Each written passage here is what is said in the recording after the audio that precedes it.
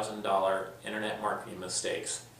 Now within this video I'm going to provide you with insights on internet marketing mistakes that either I've personally made or my friends have made in marketing. And these are all things where if you take notes on them and avoid them, certainly it's probably going to save you $10,000 at some point in your business if you're doing internet marketing, because these are all common mistakes and they're kind of mistakes that can sneak up on you, and some of them you really don't see coming. First mistake is not tracking conversion rates and keyword conversion rates within AdWords closely enough. Sometimes not tracking them at all. Oftentimes an advertisement that only costs $1,000 a month could run for 4 or 5 months without you really tracking the conversion once your business gets big enough. Or even more likely is that because you're not tracking the conversion, you could have multiple campaigns running which are each $500 or $2,000 a month in cost, and over time those could have been optimized more and you could get the same traffic for half the money by focusing on the keywords that really convert and focusing on optimizing and improving your click-through rate. So it's important to keep a close eye on your AdWords account. It can be a valuable tool, but it can also be a huge drain on your cash as well. Second tip or mistake that's often made is not staying focused enough on top opportunities. This is probably the most common mistake for somebody in internet marketing, whether you're working with consulting clients, working in your career, or working within a business and trying to improve your business through internet marketing.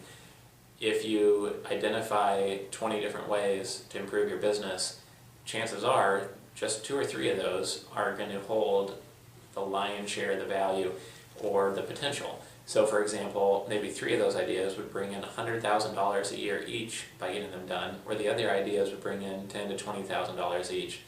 But it can be easy to get distracted and maybe start working on the ideas that seem easiest, or the ideas that seem most challenging, or the ideas which maybe leverage your team's experience the most, when really, in most cases, you really want to focus on the ideas which help you bring in the most value for your business most quickly, as long as it's sustainable long term. And that's a big mistake that people can make, is not going through that process and not focusing on the biggest opportunities.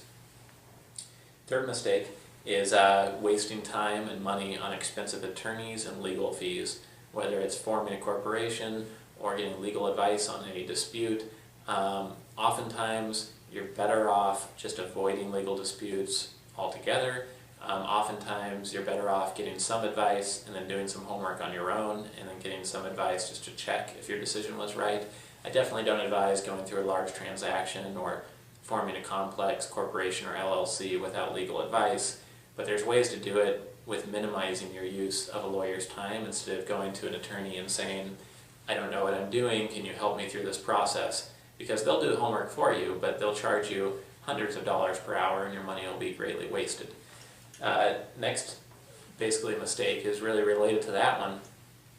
Nowadays online you can do marketing and branding mostly yourself through websites like 99designs.com, where you can get a logo and have it customized, or run a logo contest. You can use elance.com to have custom marketing made for your company. There's many ways you can get low-cost, very efficient marketing and branding done for your company that's absolutely unique and professional and in line with your company's principles and values. And you really don't have to go spend $5,000, $10,000, $15,000 on this.